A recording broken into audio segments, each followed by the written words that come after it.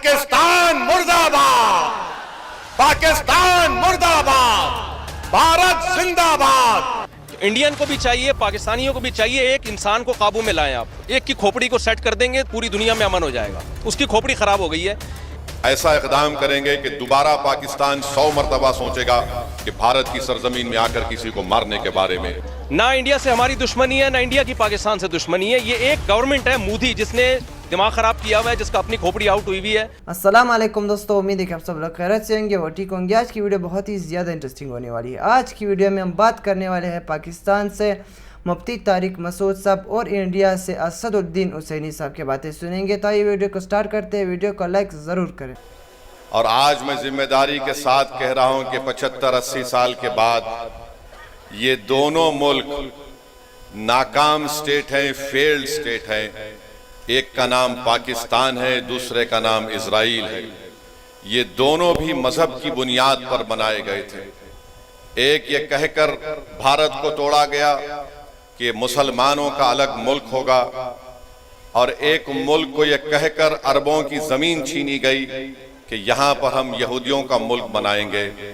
उन्होंने यहूदियों का मुल्क नहीं बनाया, बल्कि ज़ायनिज़्म और ज़ायनिज़्म की आइडियोलॉजी को आगे बढ़ाने के लिए मुल्क बनाया।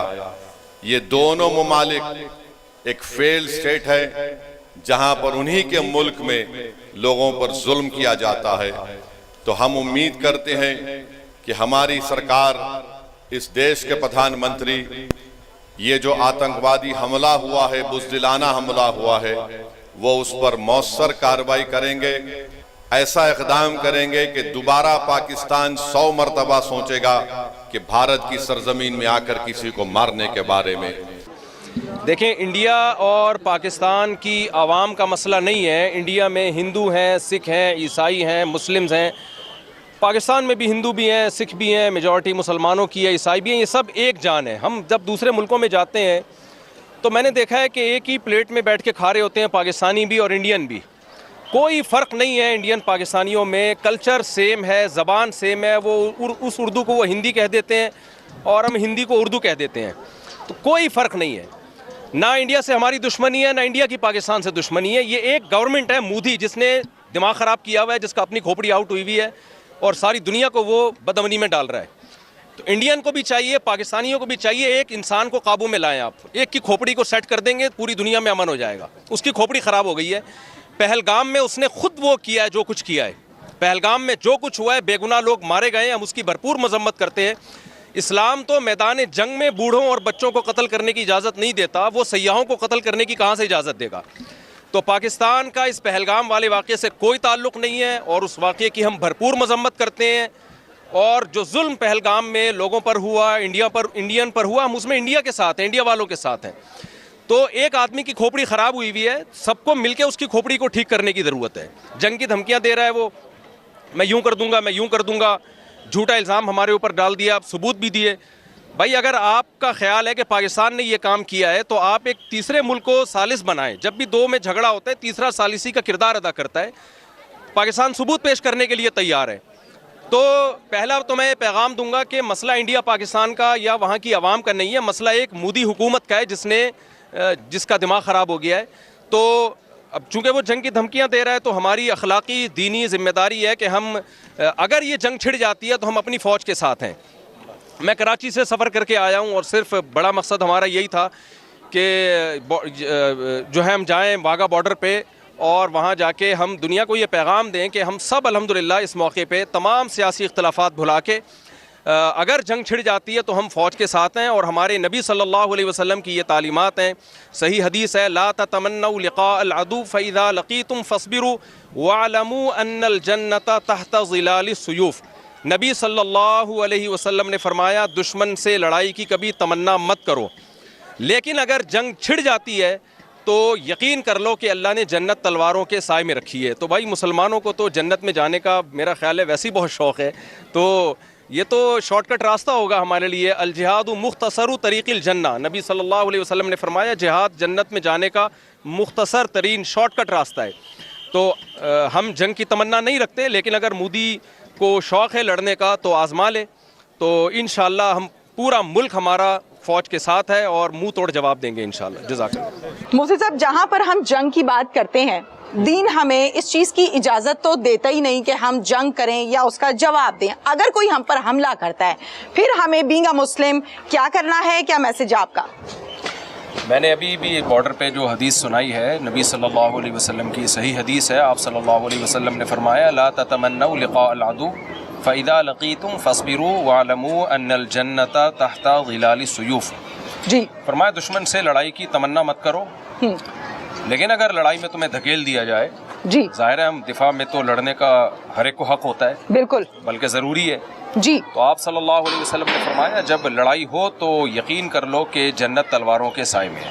اور جنت کا طلبگار ہر مسلمان جی ہے. بالکل بالکل. ہم نے شہیدوں کے خون کی خوشبو میں نے اپنی ناک سے سونگھی ہے. سبحان اللہ. تو اللہ نے ہمیں تو شہیدوں کو کی جنت دنیا میں دکھائی ہے. بالکل تو صحیح. ہمیں تو کیسے کوئی جنت سے پہ ایمان ہمارا کمزور کر سکتا ہے. بالکل ٹھیک نبی ہے. صلی اللہ علیہ وسلم نے ارشاد فرمایا کہ جو شہید ہے جی جو اللہ کی راہ میں لڑے، جی. حق کے لیے لڑے، جی زخمی ہو یا شہید ہو، تو قیامت کے دن وہ اسی زخم کے ساتھ اللہ کے دربار میں حاضر ہوگا اور اس کا جو خون ہوگا، اس کا رنگ خون والا ہوگا، اس کی خوشبو مشک جیسی ہوگی.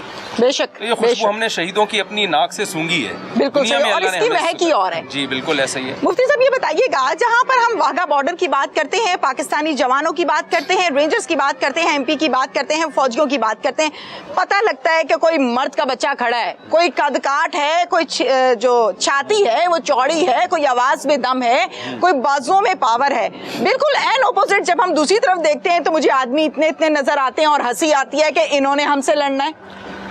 میں بار بار ایک بات کہتا ہوں، دیکھیں کبھی بھی ایسی بات نہیں کرنی چاہیے جس سے دونوں ملکوں کی عوام میں اشتعال پیدا ہو. صحیح. انڈیا کی عوام، پاکستان کی عوام، میرا خیال ہے تجزیہ ہے، سب ایک دوسرے سے محبت کرتے ہیں، جی. ایک دوسرے سے رشتہ داری ہیں ان کی، جی. ویزے لگا کے ایک دوسرے کے ملکوں میں. میرے آدھے سے زیادہ رشتہ دار انڈیا میں ہیں. صحیح. تو بات یہ ہے کہ جو موجودہ حکومت ہے نا، جی جو ابھی جو فی الحال جو موجودہ حکومت ہے اس کی جی. کھوپڑی آؤٹ ہوئی ہوئی ہے. ٹھیک ہے. مودی کی. مودی کی کھوپڑی.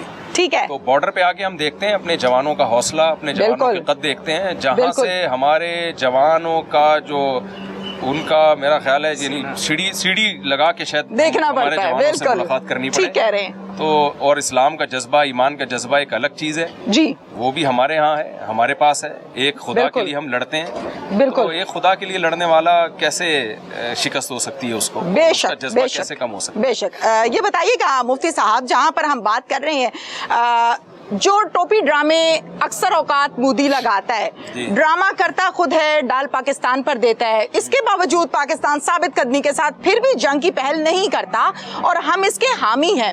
مفتی صاحب کیا کہیں گے اس حوالے سے کہ یہ میٹر چل رہا ہے، چلتے چلتے سلو ہوتا ہے، پھر 1 منٹ کو رک جاتا ہے، پھر کوئی ٹیوننگ تھوڑی سی مودی کی ہوتی ہے، پھر کوئی 2 4 5 ماہ گزرتے ہیں، پھر اس کو کہیں نہ کہیں سٹاپ لگ جاتا ہے، پھر اس کا سلومو شروع ہو جاتا ہے. کیا کہیں گے اس حوالے سے؟ اصل میں جو شدت پسند ہندوؤں سے، نارملی ہندو بھی شدت پسند نہیں ہوتے، ٹھیک ہے، لیکن کچھ لوگ ظاہر ہے شدت پسند ہوتے ہیں اور مذہب کارڈ استعمال کر کے ہی ان کو استعمال کیا جاتا ہے. ٹھیک ہے. تو جو شدت پسند لوگ ہوتے ہیں نا وہ ایسی باتوں سے متاثر ہوتے ہیں. تو مودی کو ہر 4 دن کے بعد کوئی نہ کوئی ڈرامہ اس لیے کرنا پڑتا ہے کہ جس بیس پہ آپ کو لایا گیا ہے جی تو اگلا پوچھتا ہے نا کہ آپ وہ کام کر کے دکھا رہے ہیں کہ نہیں دکھا رہے. اوکے. آپ کو لایا اس بیس پہ کیا تھا کہ آپ تڑیاں لگاتے رہیں 4 دنوں کے بعد اور کچھ نہ کچھ کرتے رہیں، تو اس کی مجبوری ہے، وہ تڑیاں لگاتا رہے گا. لاسٹ کوسچن، ایک ویڈیو بہت زیادہ ٹرول ہو رہی ہے، ٹرولنگ چل رہی ہے، کہتے ہیں جی پاکستانی مرد جو ہیں وہ صرف اپنی بیویوں سے ڈرتے ہیں. یہ مودی کیا سمجھ رہا ہے، یہ انڈینز کیا سمجھ رہے ہیں کہ ہم ان سے ڈرتے ہیں؟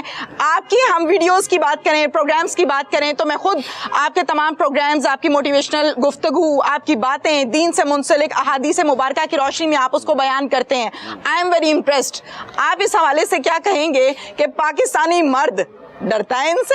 یہ کیا لطیفے ہیں؟ دیکھیں پاکستانی مرد یا کوئی بھی مسلمان مرد ہو تو وہ ڈرتا ورتا کسی سے نہیں ہے. اچھا. بیوی سے ڈرتا ہوتا تو دوسری شادی کیوں کرتا؟ باقی یہ جو ایک دلچسپ بات یہ ہے کہ جب سے مودی نے دھمکی دی ہے نا ہمیں، تو پاکستان نے جس حساب سے عوام نے میمز بنائی ہیں جی اس سے تو صاف پتہ چل رہا ہے یہ جنگ سے بالکل بھی نہیں ڈرتے، ذرا بھی اس کو سیریس نہیں لیا اور ایسی میمز بنائی ہیں لطیفے تو کیا کچھ نہیں ہے، لوگوں نے یعنی اس پہ انجوائے کیا اس کو. بالکل صحیح. یہ پیغام اچھا دیا ہے بھائی جو قوم. تو دوستو یار یہ ہماری آج کی ویڈیو بہت ہی انفارمیٹیو اور انٹرسٹنگ ویڈیو تھی. آج کی ویڈیو میں آپ نے مفتی طارق مسعود صاحب کے لیکچر اور باتیں بھی سنیں گے کہ مفتی طارق مسعود نے کیا کہا اور کیا کہہ رہا تھا مودی کے بارے میں، اور اسی طرح انڈیا والوں کی طرف سے اسد الدین حسینی کی باتیں بھی آپ نے سنے ہوں گے۔ تو آج کی ویڈیو بہت ہی انفارمیٹیو اور اچھی ویڈیو تھی۔ امید ہے کہ آج کی ویڈیو آپ لوگوں کو پسند آئے گی، تو دوستوں اس طرح ویڈیوز دیکھنے کے لیے ہمارے چینل کو سبسکرائب کریں، ویڈیو کو ضرور لائک کریں۔ پھر ملیں گے نیکسٹ ویڈیو میں، تب تک کے لیے اللہ حافظ۔